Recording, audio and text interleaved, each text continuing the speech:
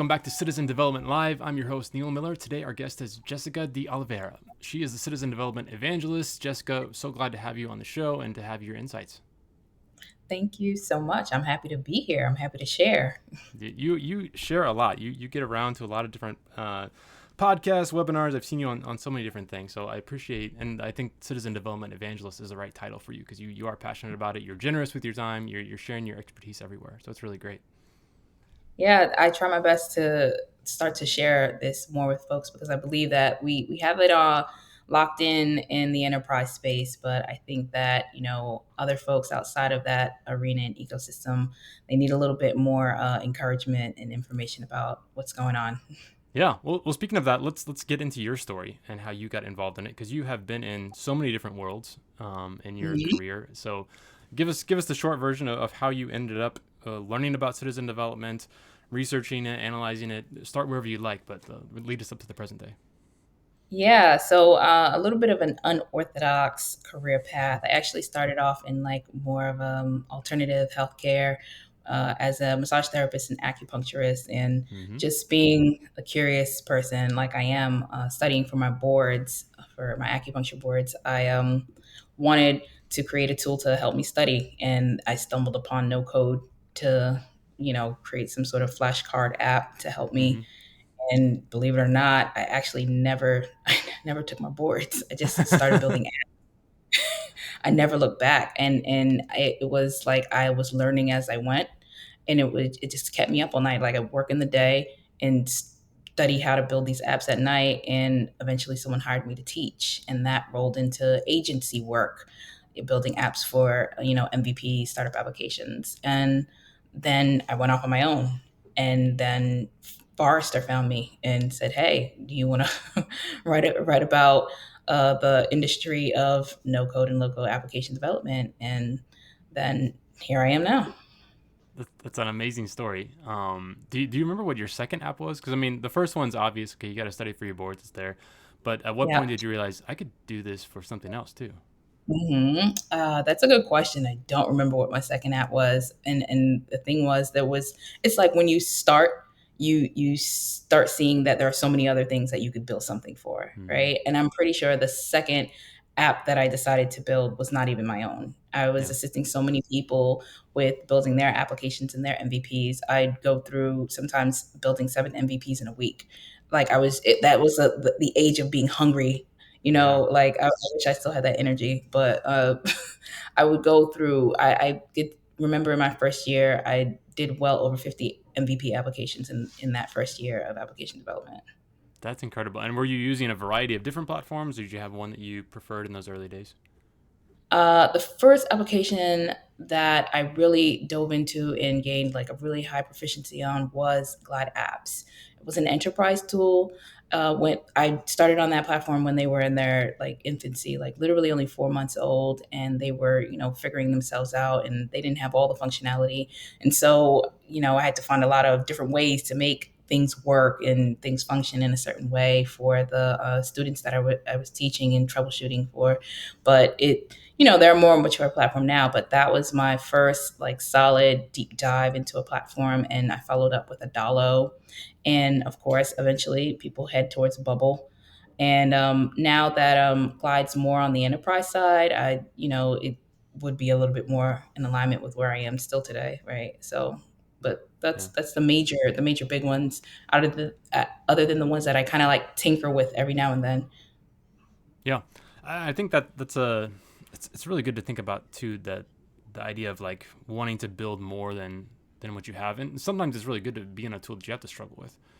Because then Yeah. it kind of teaches you what those limitations are and makes you appreciate other tools once you get into them. So I had a similar experience just becoming a citizen developer.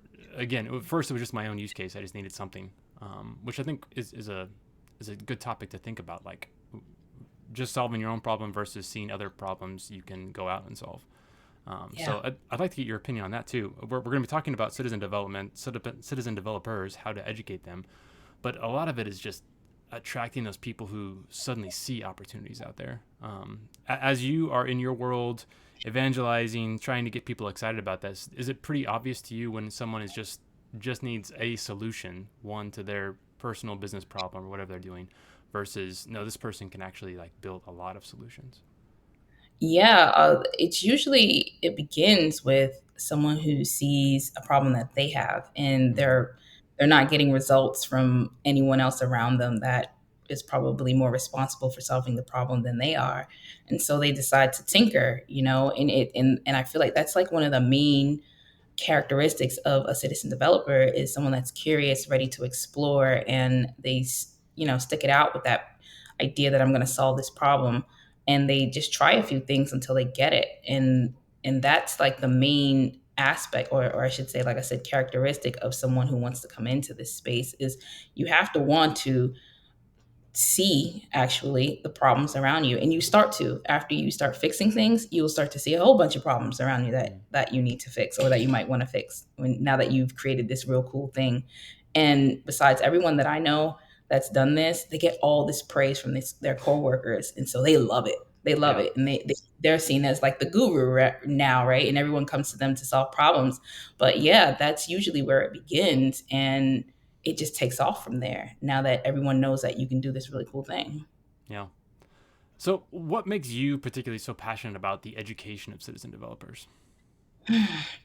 Well, I started off in the space first. I would say that I got really invested in the training because I realized that, for one, training adults particularly, it's it's like you haven't been in school in a really long time. You haven't been in a teaching setting in a very long time.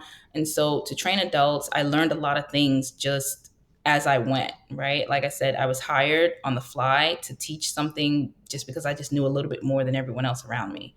Mm-hmm. And so once I realized that, I could kind of like tinker and move things around in a way to for different learning styles and for different types of applications, I just got really invested in it. And then when I focused a lot of my teachings on myself, I my career started moving faster. So so I kind of started to see an opportunity for other people to kind of advance their careers with the skill, right? So it's like and it happened in such an unorthodox way, like just normal, inbox messages from recruiters on LinkedIn, and then Mm-hmm. and noticing that they were saying, can you code on this platform? Can you do this? And eventually they stop asking for code. They're like, just can you use this platform? Can you build this app on no code? And I was like, okay, I see something changing here about one, the way that people are looking to hire, and an opportunity for me to get into spaces that I didn't even think I was able to as far as my career. And like I said, that's how I had a lot of people reaching out to me, but that's how I ended up at Forrester. They just needed someone who was a subject matter expert in the space of development and on applications. And I didn't think I would ever end up in research. So that's what really makes it a mission for me, because I think that a lot of people can advance their career. I think that citizen development actually opens a lot of doors for people to go into directions that they never thought they could with their career. Yeah. I'd love to hear any stories you have of people that you've worked with, friends that you've been able to mentor along the way. Um, Again, these success stories you hear about, like you said, just being a step ahead of everyone else sometimes is enough. Yeah. Suddenly you're the expert, you're the guru in the topic when really you just know a little bit about what's going on. So, yeah, any stories you have of other people that are similar to you?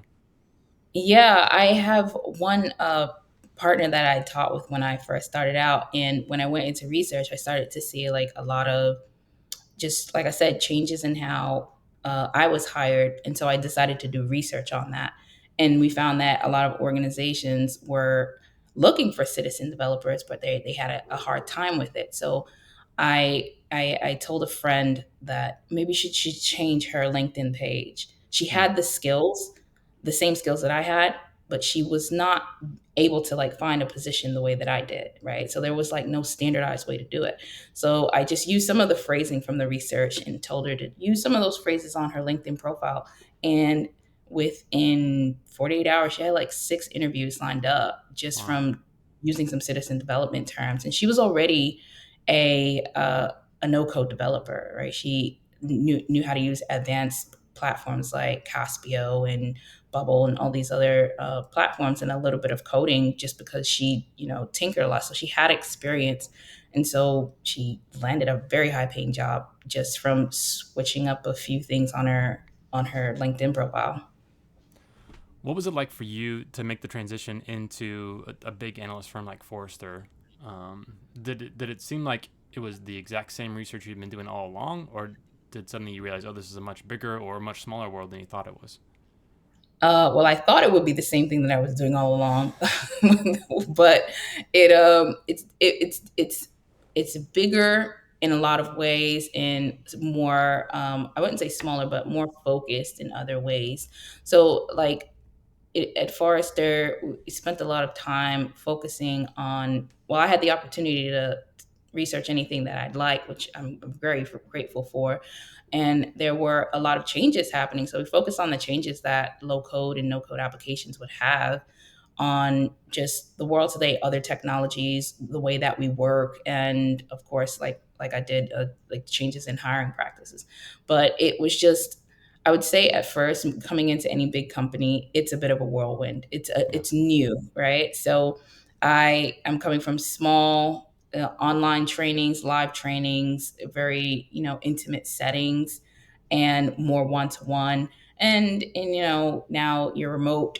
It's a big company, a lot of people to meet, a lot of people to meet, and a lot of people to make sure that they know who you are and what you do. So it was fun. It was a learning experience. I definitely learned a lot.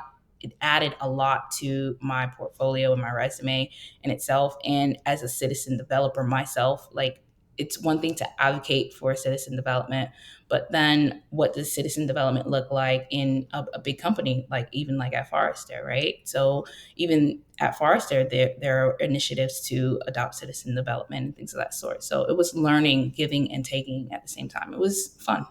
Yeah. What's been your experience as you work with larger organizations or individual citizen developers? That's kind of the issue I'm wondering about. Like, a lot of companies say, hey, we want to do citizen development. We want to push this out. It's like a top down ish approach. So we're going to open up this platform. We want everyone to build on this and use it, versus citizen developers that are just kind of naturally are tinkerers, like you said, people who are curious that want to do things and just start demanding, hey, we need something. You got to give us something we can use here beyond just a spreadsheet anymore. What's been your experience between those two paradigms? I think the top down version of things probably would have a lot more structure behind it, like the idea that there is a higher up or a stakeholder that is supporting the initiative from the top, which is a good thing, right? So Right. that gives you enablement and resources support behind the initiative to implement the strategy for citizen development. I think that the tinkerers on the bottom, as long, of course, governance, as long as there's permission for you to do your thing, it's okay. But you also need, like most people have this, they don't understand citizen development in the way that, like, citizen development for most people is not their sole job. So there is usually some areas of conflict with that support and that enablement, and making sure that your practice as a citizen developer is supported, as well as meaning giving you space and time to do these things. So it's probably, in my eyes, I would say that it's good because you have the permission to do it. If you have the permission to do it, it's great that you can experiment, but to have a structure to support you from the from your organization is probably a better way to go about it, because there, within citizen development, there are so many rules about what you can and cannot do, Mm-hmm. because companies are risk averse. They want to be able to make sure that we protect the company while still getting the benefit of citizen development. So I think the top down way of doing things is probably a better way to do it, although the tinkerers are probably having more fun. Yeah. I want you to expand a little bit on something you said about how developing is not the sole job of a citizen developer. In fact, it's not part of their job at all. It's just something Yeah. extra that they're putting into it. So, how does that work out in terms of somebody taking extra time or their own time or time away from their work to, again, maybe produce one application, and then realizing they want to do it more, and then suddenly spending more time away from work, and then their manager might say, hey, that's not what you were hired to do. Let the developers do that. What kind of tension have you seen there? Well, I've seen that most organizations don't know where to start with that. They don't know Mm, how, like I've tried to explain this to people that are outside of the our ecosystem, right? And they're like, we don't get it. We don't mm, get that. Like, what are they doing all day if they have another job, right? How yeah. are they end up being a system developer? But from the cases that I've done some consulting with, a lot of the ways that this starts to happen is that you are designated a time or part of the week towards your citizen development work.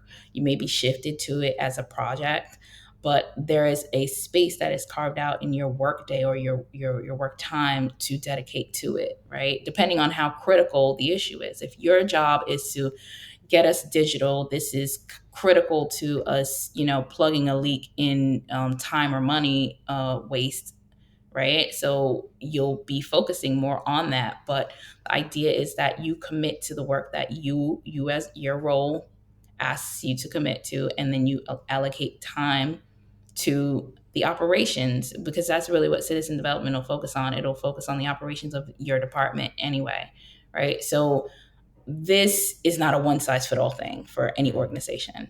We can give you like the moving parts and the elements of a citizen development program, but for the circumstance of every individual organization, it will happen differently. It will play out differently.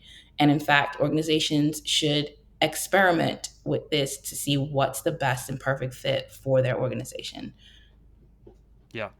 Totally agree.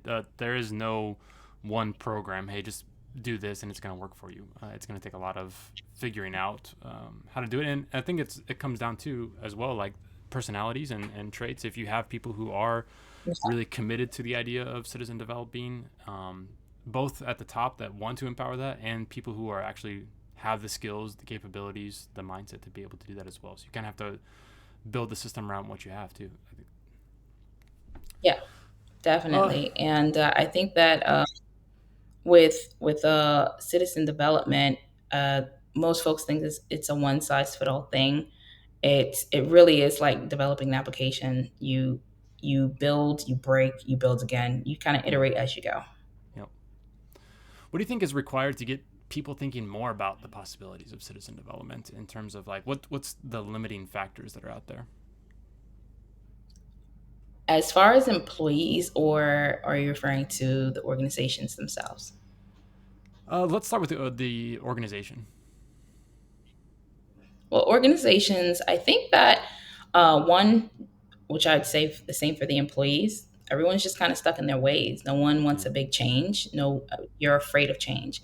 The biggest thing that I've seen is that companies are risk averse. They don't want to take on some new strategy that's tried, and there's a possibility that we may fail, we may lose money, we may have a breach of data or anything drastic like that. So putting technical responsibilities in the hands of non-technical people sounds like a risky thing to do. So I think that some organizations want to stick with what they know because it has been working for them. yeah. And what about on the individual side of things in order to get people to unlock and see more possibility?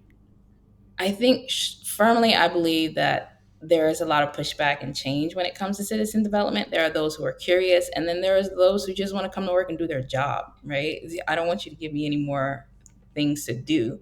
Right. And I think that this is because there needs to be a little bit more awareness. There's a lot of chatter in our ecosystem about empowering employees to become citizen developers, but there isn't a lot of programming behind awareness, right? So the typical things that people are doing for empowerment is like, let's have a hackathon, right?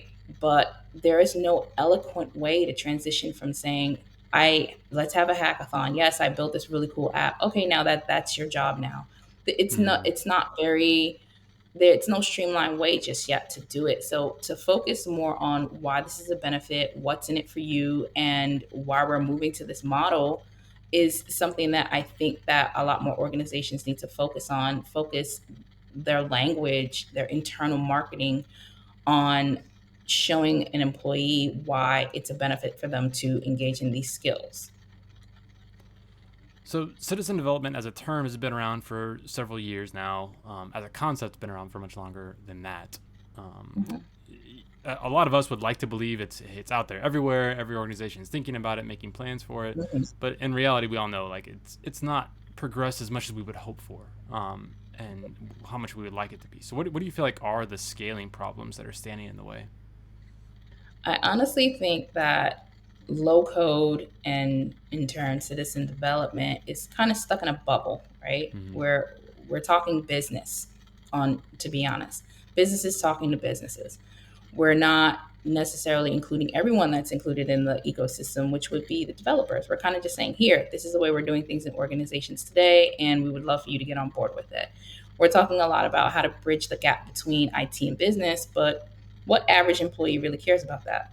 Yeah. Right? The employees, I'd say we speak to them, like I said, internal marketing and language.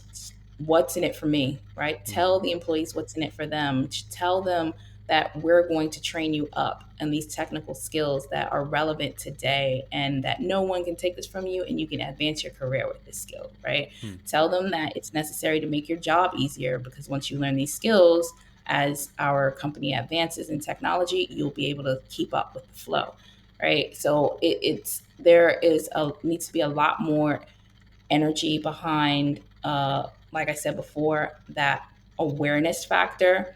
There needs to be more plain talk about what's in it for the employee and why it's best for them to learn it. And then we can start talking about bridging the gap between IT and the business and removing data silos and redundancies and technical debt and all that other stuff. Not as if they would care, but that's those are the benefits of it, right? So I mean, eventually that's what we will want to save time, save money, and all those other really cool things that we want for the business. So I think that there is also a lack of resources, in the sense that we have everything caught in internal in a business. When we go citizen development route, we're trying to get the employees that we have on board right now to transition and make a change after they've been at the company for 20 years doing the same thing. That's a little bit hard, right? Mm-hmm. So I think that if we were to move into bringing these skills into the workforce, we would open up a whole new talent pool of people who are ready to be trained up on citizen development skills. I Yeah. also think that there aren't enough resources around which tool. This is the number one question that I've received in all of my career. What tool do I use? Which one do I use? I do my spiel about you're asking the wrong question first. You should be asking what problem you're trying to solve. And then Yeah. they would say, okay, so which problem do I start with? They have a ton of problems, right? So like that's like the whole reason why I've been working so much on actually creating some of these resources myself, like trying to create a portal for people to understand which tools they should be using for whatever problem they're looking to solve, which is the best one for their circumstances, or a platform for talent where employers know that they need to train or they want to train a citizen developer, and this individual is aware that that's what that employer wants, and it's kind of like making a relationship so that you can kind of like match people up with what they need. But I Yeah. think those are the things that are limiting. Like we talk a lot about how, low code and in turn citizen development, all these things are going to scale up to like $1 billion industry, but we need to open it up to outside of the business into the workforce so that everyone knows, so it becomes like a standard thing in tech, because it's not as well known. When I get rejection, can I do a talk about no code? Like, what is that? Right? Why would our group be interested in that? So I think that if we opened it up and it becomes a standard thing, like a CompTIA certification or a cybersecurity certification, that we would definitely be progressing faster in growth towards the idea of citizen development, because most professionals are at that level of expertise versus the high level of high tech, right? So Yeah. I think those are the few things that are definitely something to talk about for the future, to see more growth in the citizen development space. Yeah. Jessica, my last question is I've heard a lot about, low code platforms, it seems, have, quote unquote, crossed the chasm. Like they're generally accepted, they're used by most enterprises, they're there. Mhm. Citizen development is still not mainstream, has still not kind of crossed over to that early majority yet. Um, One, do you believe citizen development is just going to take time and this will inevitably happen, or is there a danger that it just won't happen unless there's people like you out there who are evangelizing the idea and getting it out there? And also on that, like if it doesn't succeed? If it does fail, like what happens? Like what does the world look like in terms of enterprise software? I do think that it'll eventually happen. I think it'll move slow if we don't change our behaviors towards how we're marketing it and sharing it or approaching the adoption of it. And if it doesn't happen, I think that what will happen is those who have the skill set will become high priced because it's limited, right? And I think that's a great thing. And there are a lot of agencies and consultants out there now, so that's a good thing for them. And if it doesn't make it very far, which I find it very hard to believe because there are hundreds. I mean, we see the most common and popular platforms like KissFlow and all the other citizen development platforms, but there's so many more that we actually know about, Yeah. right? So there are just too many platforms out there that are successful in the market for it not to go further. But I truly believe that it just takes a little bit of time and nurturing to get, like I said, the rest of the world on board with low code and citizen development. Excellent. Well, it's been fantastic to get your insights on this. You're somebody who thinks about this a lot, but also you care about it a lot, which I really appreciate. That. If people want to know more about your stuff, the tools you're developing, where should they go to find out about that? They definitely can find me on LinkedIn at Jessica De Oliveira, and you'll find all the information for all the resources that I have. Excellent. Well, thanks so much for being on the show, Citizen Development Live. We appreciate you being here. We look forward to talking with you again soon. Thank you.